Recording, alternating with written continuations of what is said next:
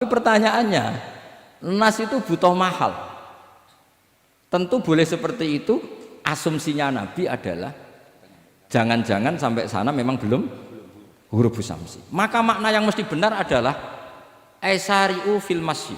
Kamu harus tergesa-gesa jalannya sehingga potensi menangi asar di Bani Quraidah. Jadi unik. Terus itu difahami pentingnya musaroah fil iktida. Jadi kalau anut Kanjeng Nabi harus musaroah. Nah, musaroah ini pula yang menjadi basis fikih. Makanya ulama dulu kalau ngarang fikih itu gampang sekali. Kalau orang tidak paham aja nggak bakat wali. Dulu fikih itu gampang sekali. Bagi yang gampang maksudnya, hamba tidak usah itu. Misalnya begini, Fathul Mu'in, Fathul Hab semuanya ngendikan wa yusannu nasyatun di sholatin. Jadi wa yusannu lan den sunatno apa nasyatun gumriga, semangat di sholatin krana ngadiri sholat. Fa inna wa ta'ala zamma tarikihi, sama sih ingat takbirnya. Zamma itu ngritik sapa wa ta modho sapa tarikihi, pakai jamak muzakkar salim. Tarikihi ing wong sing ninggal nasyat. Terus beliau mendalil qala ta'ala wa idza qamu ila sholati qamu kusala. Ciri khas orang munafik itu kalau sholat itu malas-malasan. Maka saya itu sering bilang ke santri saya, pokoknya nak jamaah kudu ono melayuni, entah berapa kadarnya harus ada melayuni. Guling-gilingan musaroah. Karena di semua teks kebaikan adalah fafirru ilallah. Lari, ada unsur larinya, ada unsur musaroahnya. Nah, lalu lama-lama mengatakan makna hadis ini yang mesti adalah pentingnya musaroah. Enggak perlu berdebat tentang boleh enggak sholat qobla lusul ning quraidah atau tidak. Tapi harus, karena begini, yang mesti salah begini, ternyata kayak melakukan santai-santai ngopi sih, rokok sih, jagungan sih. Nabi kira-kira bisa maklumi enggak ketika cara jalannya seperti itu kemudian matahari terbenam? Karena ini yang pasti salah. Paham ya? Karena enggak sampainya sana karena salahnya sendiri, ngopi sih santai. Lah itu namanya fikih. Jadi fikih itu dari analisis yang normal. Makanya saya sering sekarang akhir-akhir ini sering kampanye kitab Sajaratul Ma'arif, dan itu saya serius dengan kampanye itu karena dikarang oleh Sultanul Ulama. Jadi kalau di wali ada Sultanul Aulia, di ulama juga ada Sultanul Ulama, yaitu Syekh Izzuddin bin Abdis. Itu kalau ngarang fikih itu gampang sekali. Saya punya kitab beliau Qawaidul Ahkam. Beliau ketika cerita kenapa harus ada sholat dihormatil waktu, beliau rangkanya enak sekali. Kalau santri sarang, Lirboyo atau Peloso atau santri mana saja, biasanya kalau pergi ke terminal, yang di terminal itu kan nggak layak, apalagi ya dulu nggak layak, pokoknya kalau pipis itu pasti kena najis lah celana. Santri kan biasanya milih sholat nanti di pondok, milih terawih lah, milih terawih kan duhur asar. Saya tidak tahu kalau Gusnya, tapi kira-kira ya agak-agak sama kira-kira gitu. Alasannya santri yo nakal, meninggalkan sholat fil waktu itu karena alimnya. Kan sholat dihormati wajib i'adah, ngapain daripada wajib i'adah mendingan tidak usah sholat. Jadi ilmu itu tuh bermata dua. Rata-rata yang sudah tahu wajib i'adah milih sholat apa milih ndak? Ndak, potongan-potongan rai gini tuh. Ndak, kira-kira aja. Milih ndak kan? Karena tahu wajib i'adah. Tapi nanti setelah sampean alim dan bakat jadi wali dan sampean belajar kitab Qawaidul Ahkam, itu pasti milih sholat. Saya semenjak belajar kitab itu ya milih sholat. Tapi tidak usah dimafhum, apa dulu tidak sholat, tidak usah seperti itu. Itu mafhum yang salah itu. Yang berbasis suudzon. Jadi mafhum seperti itu salah, ya masalah itu. Suudzon itu masalah. Kata saya Izzuddin bin Abdis Salam memberi penjelasan. Kenapa harus sholat dihormatil waktu? Karena khotorun najasah, bahayanya najis atau ritsun najasah, kotorannya najis. Itu layafi, kalau dibaca rizul layafi dengan pentingnya sholat. Karena butuhnya Allah, butuhnya malaikat, kalau boleh dibahasakan butuh ya dalam ilmu fikih kan dibahasakan gampang saja. Ada orang sujud di waktu yang diwajibkan sujud, sehingga diabaikan syarat sholat itu harus toharatul badan, watusasubi dan wal makan. Kok kira pantas? Ono waktu sholat kemudian la tasjudu fil waktu sajdah. Jadi akhir gampangannya wes tetap keren, meskipun kowe salat nganggo najis ora sempurna tetap keren. Piye-piye cara didelok malaikat kok dhuwur wis keceluk sujud, keceluk musholli. Daripada kowe misale asar gak salat, alasanmu celana kok najis, maghrib ora salat. Terus jare malaikat, berkhataman Wahab kok kelakuane ngono kan gitu kan. Karena malaikat tuh ndeloke kok dhuwur. Bablas, asar bablas, maghrib bablas, isya bablas. Meskipun sampean punya alasan nanti menisan di rumah atau di pondok. Tapi ini kan melewati waktu yang harusnya ada sujud. Sehingga dalam syarat jamak takhir misalnya apa? Kamu harus niat akan jamak takhir di waktu sholatil ula. Biar ada bedanya tarku karena sembrono dengan tarku yang karena ingin mentakhir. Paham ya? Itu jadi sama-sama fikih, kualitas yang dikarang Sultanul Ulama dengan sing RT itu ya beda. Dan sama harus baca kitab yang dikarang rajanya ulama supaya kamu tambah pinter. Nanti kalau gak pinter-pinter nanti sowan saya. Tetap gak pinter karena itu jatah. Jadi, makanya ada usah sowan ya, nanti gak ngefek juga gitu. Itu Izzuddin bin Abdis Salam. Terus kemudian beliau mengebabkan itu detail sekali, yaitu di Sajaratul Ma'arif dibabkan di bab faslun la yutrakul haqqu li ajlil batil. Itu beliau bikin satu strategi fikih itu yang luar biasa. Misalnya begini, jihad atau perjuangan membela Islam itu harus kamu menyertakan orang-orang fajir, orang-orang fasik. Kenapa? Likuwatil Islam. Karena kesalahan orang fajir itu tidak seimbang dengan pentingnya syaukatul Islam atau syaukatul muslim. Terus saya itu dulu ya iskal itu ya agak protes, tapi ini ulama wali. Sampai saya sholat berkali-kali, ya Allah, saya beri kefahaman tag ini. Kalau terpaksa beda, nanti saya mohon ketemu beliau, saya mau protes. Sama nggak usah tahu caranya ketemu wali-wali yang sudah meninggal. Nanti kalau sudah jadi wali tahu sendiri. Jadi nggak usah tanya. Akhirnya saya sholat dan akhirnya faham tanpa ketemu. Karena saya bayangkan ketemu ya lebih sulit, mendingan minta faham timbang minta ketemu. Logikanya begini, misalnya Nyun Sewu kita di Daril Harbi, bayangkan kita di Daril Harbi atau zaman Indonesia dijajah Belanda. Saya ulang lagi ya, dalam konteks jangan sekarang, contohnya sekarang nggak perlu perang, zaman dijajah Belanda. Kita misalnya milih pasukan Hizbullah dan Sabilillah selektif, yang sholatnya benar, yang puasanya benar, yang toharohnya benar. Kira-kira dapat pasukan berapa coba? Enggak, jawab saja. Kan hanya dapat pasukan sedikit. Sementara misalnya Belanda bisa pasukan banyak karena tanpa seleksi. Di sini nih hebatnya Rasulullah SAW. Kata beliau, wal jihadu madin mundu ba'athan ya Allah ila yaumil qiyamah sampai ila ayyuqatila akhiru ummati ad-dajjal la yubtiluhu jawru jairin wala adlu adilin. Sebagian riwayat langsung wal jihadu tetap wajib pun alaikum ma'akul libarin wa fajirin. Nah, penjelasan Nabi kenapa kita harus berjuang mengawal Islam meskipun harus ma'akul libarin wa fajirin. Ya kalau di isim fa'ilnya umumnya guru-guru kita baca barin, tapi untuk masdarnya untuk kebaikan bacanya apa? Birun. Nanti kamu protes, oh barun itu daratan Gus, kalau birun itu kebaikan. Aku itu macaku kamus luwes suwi, bocah kok sembrono. Saya ini karena neliti kiro asap, jadi insya Allah kalau masalah lughat itu saya sudah bukan sawit lagi Fathul Wahab, sudah di atasnya itu. Sampai tidak usah tersinggung, biasa aja maksudnya. Karena ini kompetisi, kalau sama nggak cocok ya harus bersaing, jangan geremeng tok. Gus Pak sombong enggak, ada usah bilang gitu, saingi saja. Makanya saya terkenal alim itu seneng, karena senengnya itu tadi, yang ngidolakan saya ingin ikut, yang hasut kompetisi, jadi seru. Jangan yang hasut nyantet, wah itu gak fair itu. Itu gak fair, wah itu pasti ngadepi langit itu. Nanti urusannya sama Allah itu. Gak sama saya, langsung sama. Saya ulang lagi ya. Ilmu itu harus dianalogi dengan fikih, dilogika dengan fikih, dikiaskan dengan fikih.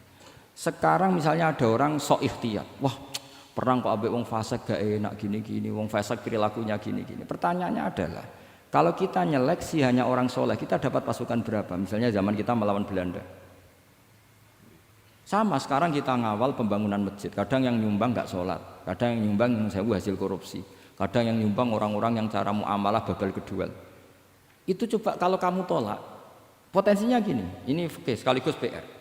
Saya berkali-kali nyontohkan ini, sampean boleh tidak setuju, tapi nanti menghadapi saya di akhirat, tidak di dunia, di akhirat. Nanti kita sowan Allah bareng-bareng bener siapa. Loh saya tidak main-main, karena ulama dulu, sampean lihat di Mu'in di Fathul Wahab, kalau sudah ngendikan ulama, wahadha madhabun al-qawwahabi, ini madhab yang saya siap ketemu Allah. Jadi ukuran madhab benar itu bukan diputuskan di Sawit Fathul Wahab, tapi madhabun sing al-qawwahabi, madhab yang saya ketemu Allah dengan madhab itu. Misalnya gini, ada orang fasik lewat di depan saya, punya uang 1 juta. Delalah pas itu qadzafa fi qalbihi hubbal ulama. Misalnya. Pas itu delalah beliau senang ulama terus bilang gini, Gus Pak, uang ini tak kasihkan kamu 1 juta. Dia fasik, misalnya terkenal syaribul khomri. Saya ini menurut pertanyaan saya, ini jawab saja. Kamu salah nggak apa-apa. Wajib menerima apa, haram menerima apa, bebas, mubah. Ayo milih di polling. Nggak usah sungkan Gus Kausar. Ini beliau posisi senior. Milih menerima apa menolak? Wajib apa sunat? Sunat apa wajib? Nah logika harus terbangun begini. Kalau kamu terima maka akan dicibir. Malam di Fathul Wahab tiga duit saya kok gelem, bolak-balik nak duit gelem aja. Itu juga masalah kan? Kiai latihan jatuh kan? Artinya posisinya tidak mantep-mantep amat. Udah kadung keramat itu. Sama jangan niru saya aman udah itu. Bayangkan sampean yang latihan nyai itu kan. Tapi pertanyaannya kalau sampean tolak, terus ista'ana bihadhihi darahim lil maksiyah. Tak kena kiai ra gelem, tak kena demenanku. Dan hari itu andaikan dia tidak punya uang 1 juta, dia tidak bisa kedemenannya. Gara-gara sampean tolak, dia punya alat untuk maksiat lagi. Kalau seperti ini jadi haram apa wajib? Loh, berarti sampean harus gak jawab anut aku. Artinya sampean jawab kan terprovokasi saya kan? Terprovokasi narasi. Terprovokasi narasi. Itu kriminal untuk calon ulama gitu itu nggak boleh. Nah, logika ghanimah kira-kira seperti itu. Ghanimah itu normalnya haram. Normalnya haram karena ghanimah itu min amwalil kufar. Dan notabene amwalul kufar adalah bukan sekedar mukhtalithah, aksaruha mungkin minal haram. Tapi kenapa ghanimah dihalalkan di hadil ummah? Makanya Nabi ketika ngendikan uqtitu khamsan lam yu'tahunna nabiyyun qabli, termasuk beliau menyebut wa ukhillat li al-ghanaim, termasuk saya 5 hal yang Nabi sebelumnya enggak dikasih, saya dikasih. Di antara beliau nyebut wa ukhillat li al-ghanaim, ghanimah itu halal untuk umatku. Itu kan kenapa Nabi menyebut itu? Karena normalnya ghanimah itu haram karena min amwalil kufar. Tapi kenapa dihalalkan? Saya pernah ditanya seorang dosen, kenapa itu halal Gus? Saya itu kok nggak nyaman. Karena ini jenis orang ikhtiyat. Terus saya bilang gini, andai kan kamu digarong sama garong, kemudian garong itu bawa senpi, bawa pedang. Karena kamu merasa itu tidak milik kamu, monggo gadane jenengan beto malih. Wah ya tidak bisa Gus, nanti dipakai garong lagi sama amwalul kufar. Andaikan lau a'tainahum, andaikan kita kasihkan lagi ke mereka, maka akan dipakai isti'anah, dipakai pertolongan atau alat untuk kekuatan kekafiran mereka. Di sini sirinya kenapa ghanimah menjadi halal. Tapi kenapa Nabi sebelumnya kok dikatakan haram? Karena logikanya memang haram. Itu hebatnya Allah SWT sama para kekasihnya. Ada kekasihnya yang dipilihkan haram, yaitu Nabiun qabla Rasulullah SAW. Karena normalnya memang haram. Ada nabi yang fikihnya lebih dinaikkan lagi, yaitu dihalalkan supaya harta ini tidak dipakai i'anah alal maksi. Sampean milih fikih mana coba? Lah saya berharap pintere Khatam Fathul Wahab itu paling enggak sampai seperti ini. Bariku nantang saya enggak apa-apa. Tapi nanti ketemu di akhirat. Nah itu fikih. Jadi fikih itu. Nah, tapi kan iso wae Gus nampani khadzun nafsi lah, itu mulai masalah kan? Makanya yang seperti itu jangan untuk khadzun nafsi, karena kita butuhnya itu nyita supaya ini enggak dipakai kekuatan maksiat. Jebule mbek kon malah go ngopi rokokan. Nah, ini orang kan terus curiga, jebule nek ambek dhuwit ya do gelem. Buktikan kalau Anda tidak pakai. Kamu terima sebagai penyitaan, tapi Anda tidak pakai. Wah, itu hebat. Tapi kalau kamu terima wajib, kemudian kamu pakai poya-poya, wah itu ya fikihnya benar, kelakuannya ora benar. Nah saya berharap Anda memahami fikih itu sampai seperti saya ini. Syukur-syukur lebih. Meskipun ya agak-agak mukhalaf tapi bisa diperjuangkan itu. Enggak apa-apa. Kamu doa di saat istijabah, ya Allah saya ingin mengalahkan Gus Pak, saya ridho dengan doa itu. Tapi tak jamin enggak mustajab. Karena sudah berbasis ghil, kebencian itu. Doa yang berbasis hasud pasti tidak mustajab. Jadi makanya saya rela kalau ada kompetitor, karena tadi pasti. Jadi fikih itu gampang. Misalnya begini lagi, saya beri sekian contoh. Di sini tadi saya minta Gus Kevin untuk membawakan Babul Hijrah, juz 4 kitab Mahalli. Karena Mahalli itu namanya Kanzur Rohibin sebetulnya, cuma yang ngarang Mahalli lebih terkenal dengan istilah apa? Mahalli. Beliau nyarai kitab Minhajut Thalibin. Imam Mahalli itu senior. Jadi Syekh Zakaria Al-Ansori itu ya beliau sudah menyulap Minhajut Thalibin jadi Manhajut Thullab, tapi beliau ikrar kalau itu awal-awalnya dari Imam Jawa. Nah, sekarang pertanyaannya gini, saya misalnya nempat di Korea Selatan atau di Amerika. Saya sudah punya tanah di sana. Saya ulang lagi, punya tanah di sana, punya komunitas di sana. Di sana juga saya nggak diperlakukan buruk, bisa sholat, bisa puasa. Hukumnya saya pindah ke Indonesia atau ke Mekah atau kemana saja. Hukumnya haram apa boleh? Saya tidak mendapat perlakuan yang macam-macam. Kalau saya disakiti dan dipaksa menjadi kafir, maka wajib hijrah. Kalau nggak ada pemaksaan itu, kira-kira hukumnya gimana? Ada ulama yang mengatakan hukumnya haram hijrah, harumatil hijrah. Karena apa? Li alla yastauliya bitil kalbuqah atau tikal buqah al kufaru. Karena sebetulnya kamu tidak dianggap sekedar pindah ke Indonesia, tapi membiarkan tanah yang dulu kamu pakai sujud, tanah yang dulu kamu pakai sholat, tanah yang sudah menjadi komunitas muslim menjadi komunitas kafir. Berarti dianggap pembiaran. Itu fikih. Jadi fikih itu logikanya sebetulnya normal. Maka seperti ini, saya masih ingat betul pernah didhawuhi Mbah Mun ketika di Madinah. Nak zahire hadis ya, iku Sayyidina Ali iku ya ono salah. Ndak salah loh redaksinya, ono salah. Mergo Nabi sering muji wal Madinatu khairun lahum law kanu ya'lamun. Madinah adalah kota terbaik. Sataftahuna kadza wa kadza, Nabi sampai gitu. Tapi Nabi selalu ngendikan wal Madinah khairul. Tapi Sayyidina Ali tetap pindah ke Irak. Kufah ya, zaman itu terkenalnya istilahnya Kufah karena belum ada istilah Irak. Ke Kufah. Pindah ke Kufah, kemudian beliau menyebarkan Islam di Kufah. Terus punya murid awal namanya Hasan Basri, murid paling sukses. Itu orang-orang Basrah, bukan orang Temanggung, orang Basrah. Itu orang Basrah. Semua riwayat mengatakan itu orang apa? Basrah, jelas bagul-bagul. Bukan. Itu sangat jauh dari. Nah, karena Hasan Basri murid paling sukses ini pindah ke Basrah, maka ilmu setelah itu Basrah. Sehingga idakhtalafatil Kufah wal Basrah quddimatil Basrah. Akhirnya menyebar sampai Baghdad, jadi Qubbatul Islam. Orang bisa dikatakan alim kalau sudah dikatakan alim di Baghdad. Termasuk Imam Syafi'i itu ngajinya di Baghdad. Padahal beliau lahirnya di Gaza. Huzah itu kalau sekarang itu apa? Gaza. Askolan itu juga Palestina. Nah, dawe Mbah Mun. Tapi Sayyidina Ali ku wong alim. Saiki nak wong Islam tengok-tengok ning Madinah berarti membiarkan bumi Allah di sana-sana itu tanpa ada Islam. Akhirnya Sayyidina Ali tidak mengikuti dohire hadis. Tentu Nabi Sayyidina Ali pasti mengikuti hadis, tapi hadis wal Madinatu khairul lahum law kanu ya'lamun itu ada konteksnya. Keluar dari Madinah linasril ilmi itu juga ada konteksnya. Sehingga kenapa dulu ketika Futuhat, saya ulang lagi ketika Futuhat, itu banyak sahabat yang sudah di Madinah mapan, ketika Mekah sudah takluk 100% sama Sayyidina Umar ditawari, halla raja'tum ila Makkah tatufuna bil baiti kada wa kada wa fadliyatus salat fil haram ka alfi salatin fi, itu dipuji-puji. Mbok yo pindah ke Mekah, Mekah sekarang sudah milik kita, salat di Mekah itu ka alfi salatin kada wa kada. Tapi kata para sahabat yang sudah di mana-mana, di Persia itu kalau sekarang Iran, di Lebanon, di Syam kalau dulu, kata beliau-beliau itu paling banter kalau saya di Mekah ibadahnya tawaf, tapi kalau di negara-negara ini adalah nasrul Islam. Wa nasrul Islam itu da'bul ambiya bihada ursilatir rusul, karena nasrul Islam itu para rasul diutus. Akhirnya mereka terus hidup di mana-mana, termasuk muridnya Sayyidina Ali. Menurut sebagian cerita terus pindah ke Baros itu. Kemana? Baros. Jadi Islam pertama di Indonesia itu muridnya Sayyidina Ali yang di Sumatera itu.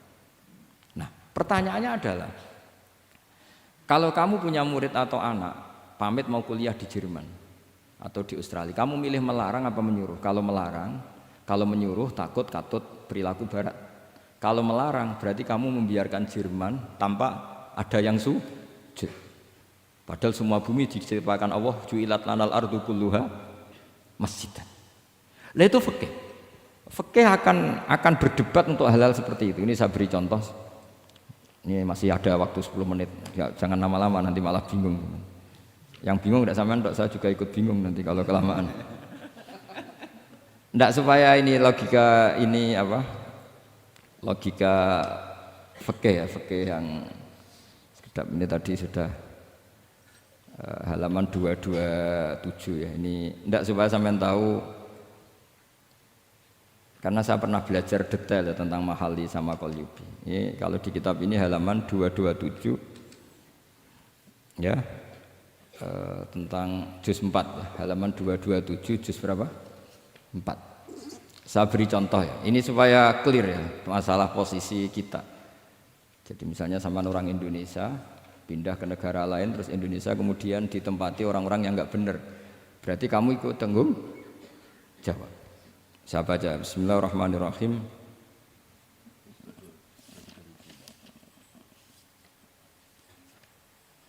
Ya, halaman 227 ini barusan tak cari karena halaman kitabnya beda-beda.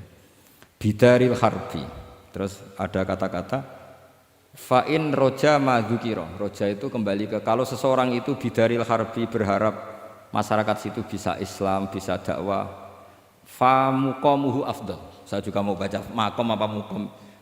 Di sini umumnya baca mukom apa makom.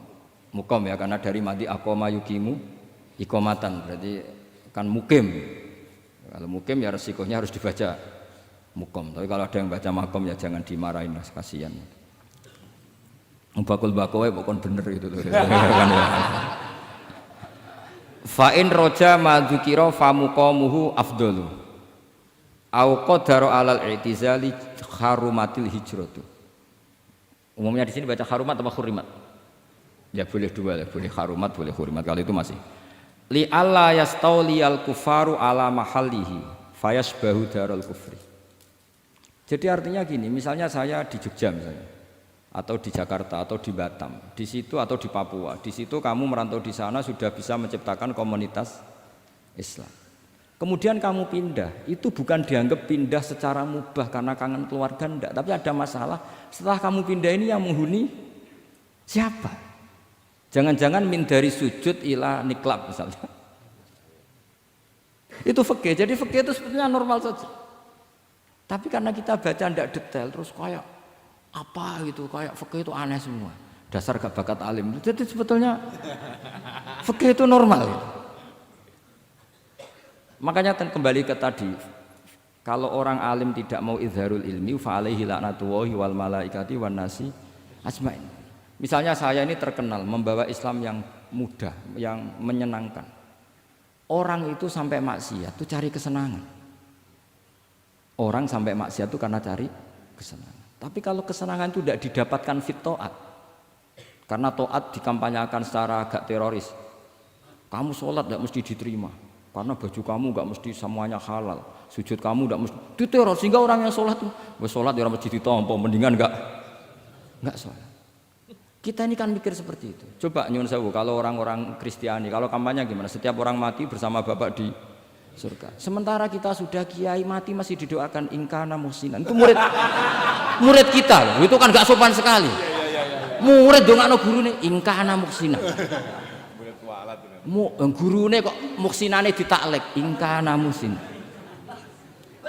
Cara aku dadi gurumu sembrono guru darane. Susah ya apa sih muni kana muhsinan ije dikein.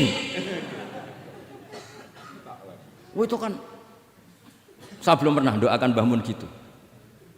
Kalau saya mendoakan beliau supaya diampuni, doa saya tak rubah gini. Ya Allah antal ghafur wa anta dzu maghfirah. Maka sepatutnya jenengan mengampuni guru saya. Jadi saya itu kalau bilang ingkana itu kayak gimana gitu.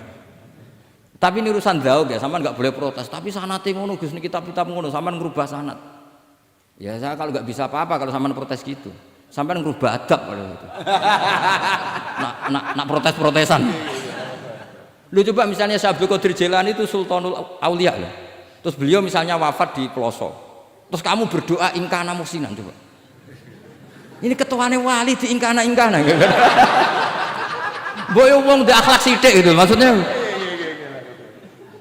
Wong sak donya iku ya tabarraku bi. Ya tabarraku nabi. Saiki ditaklek ingkana. Saya tuh belum pernah doain guru-guru dengan meskipun saya tahu itu doa yang karena pilihannya gini. Misalnya sampean protes, Gus wong sanate ngono. Jangan-jangan mancen apalam mau ikut tok.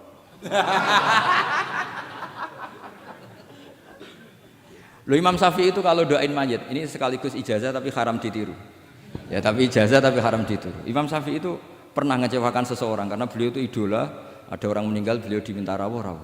Doanya hanya gini tok, ya Allah, Engkau itu tetap menjadi Tuhan meskipun tidak menyiksa orang ini. Jadi menyiksa orang ini tidak kebutuhan Engkau. Kalau tidak jadi kebutuhan Engkau ya tidak usah dilakukan, Gus. Itu terus pulang keluarganya gerembeng, iki piye donga ngono tok. Tapi satu keluarga itu diimpeni mayit itu diampuni gara-gara doanya Imam Syafi'i. Ya Allah, anta ghaniyun, anta itu ghaniyun an adzabin. Engkau tidak perlu menyiksa orang ini. Engkau tetap Tuhan, tanpa menyiksa orang ini tetap Tuhan. Jika itu tidak kebutuhan engkau, ya sudah tidak usah dilakukan. Terus iya. Jadi kalau saya doain guru-guru, ya Allah sifat ghafur engkau itu pasti efektif. Enggak mungkin sifatnya jenengan kok boten tembus. Ya sudah, ya seperti itulah ya Allah.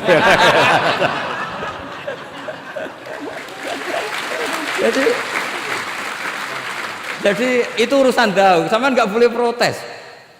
Gus Pak kok ngawur istiadat itu bukan ngawur, saya ini orang waras. Punya rasa takzim sama guru sama para wali. Sementara kamu yang berdasar sanad tadi, jangan-jangan menghafalan kamu hanya itu. Ayo milih mana? Saya bukan bikin ajaran baru, ndak, ini cerita rasa. Cerita apa? Rasa. Dan itu di hadis-hadis gitu. Nabi itu kalau manja sama Allah gitu. Kalau ada orang salah terus kemudian diazab, kata Nabi, anta akram min ayu adzibahu marroten. Ini di dunia sudah pernah engkau beri sanksi ya Allah. Anta akram min ayu adzibahu marroten. Tapi kalau belum disiksa kemudian dia aman-aman saja di dunia, engkau itu akram, engkau sudah mulia, gak pantas sudah menyelamatkan di dunia, kemudian jenengan dendam di akhirat masih. Jadi masih nyiksa lagi. Itu Nabi itu kalau sedang manja dengan Allah itu akhirnya ya baik semua gitu. Lah saya jenis ulama yang partai itu. Partai itulah kira-kira seperti itu. Jadi segampang itu. Ya jadi ini relax saja, ini monggo nih tadi sesuai janji saya hanya 10 menit dari sekarang.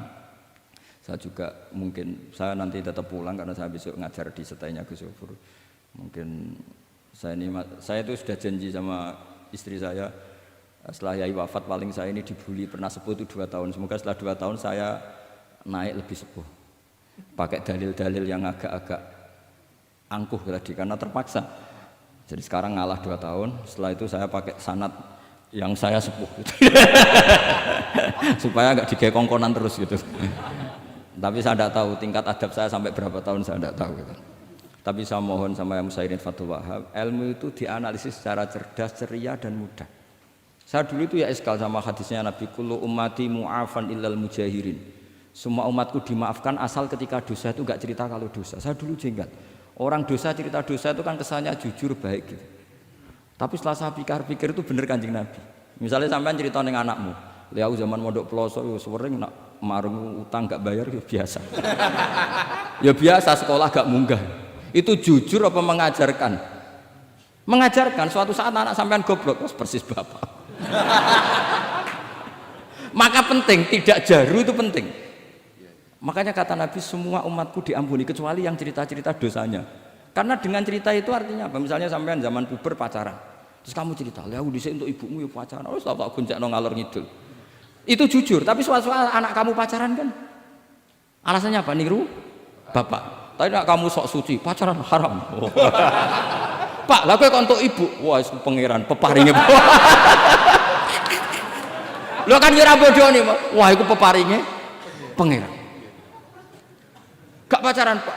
Oh pacaran haram tuh. Kena muni ora kan bodoh nih. Pacaran haram tuh. Aku untuk bojo peparingnya Allah.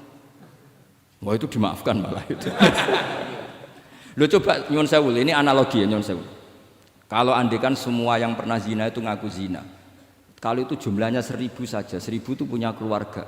Satu orang minimal punya keluarga 10. Akan dipakai justifikasi kalau suatu saat zina berdasar pernah Pak D-nya atau Pak L-nya, iya enggak?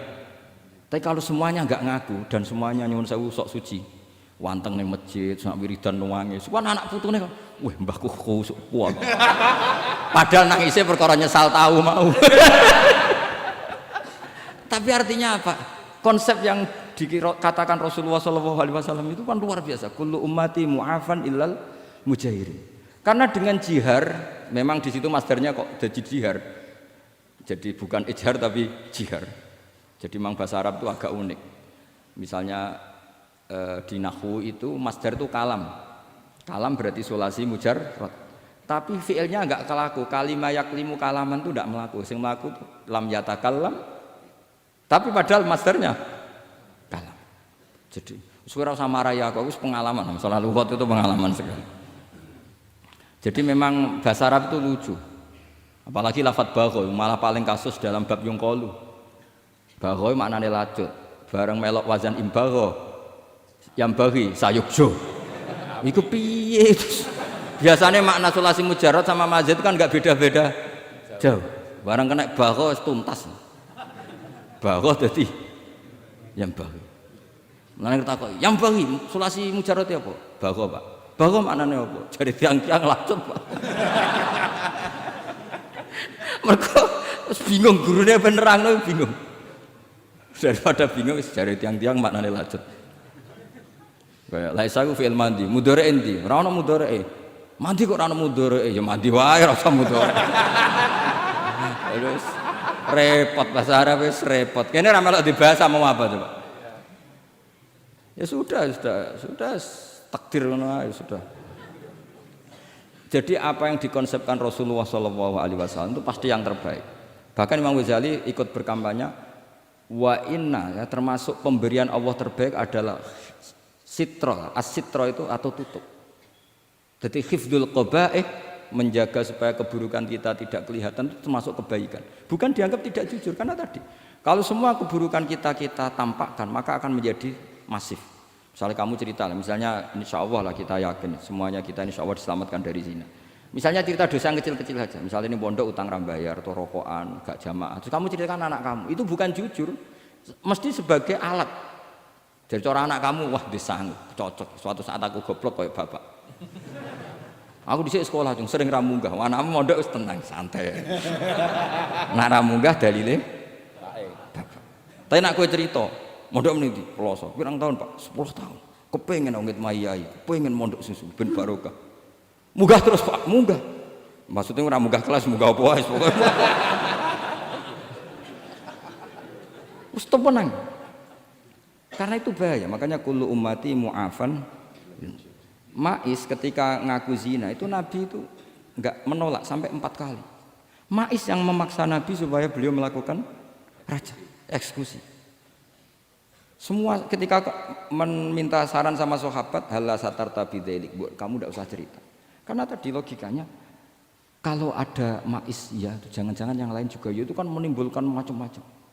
Itu hebatnya Islam, malah kita diajarkan awamastur aurati wa amin rawati. Kayak apa baiknya Islam? Tapi kita sekarang karena tidak baca hadis, lalu ada gerakan jujur. Mari semua meresapi dosa masing-masing. Kamu pernah ini istighfar terus nangis. Jebule gerakan ngono iku ya nyun sewu ya ono duwike kan yo repot. Ndak usah seperti itu, ikuti hadis Rasulullah sallallahu alaihi wasallam bahwa termasuk nikmatnya Allah taala itu adalah tertutupi semua kesalahan-kesalahan kita. Dan itu barokah bagi hadaddin karena kesalahan tidak muncul.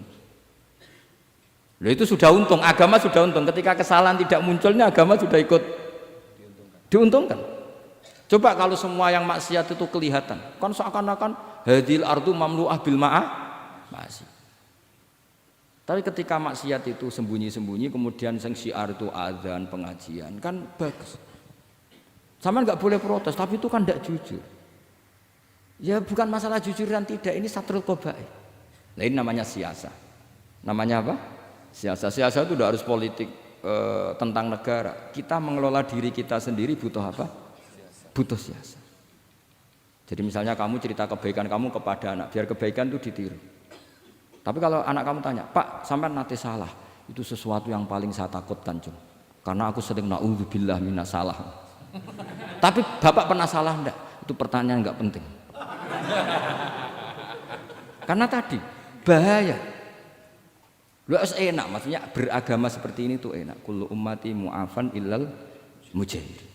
Itu kan luar biasa. Jadi semua umatku itu dia ampuni asal tidak cerita-cerita. Misalnya gak cerita ke anak, cerita ke teman. Aku di gendaan, tahu tak ambung. Misalnya. Mesti pikiran kamu, nang pondok wis pengurus jebule tahu ngono.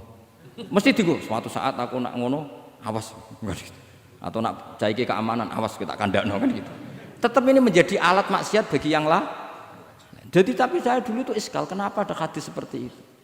Tapi setelah saya analisis, memang kalau ijtihar atau ijhar itu efek negatifnya luar biasa. Dan kita harus iktidak bi Rasulillah sallallahu alaihi wasallam. Ya tentu idealnya yo ora maksiat, yo ora konangan maksiat. Memang karena tidak pernah itu ideal.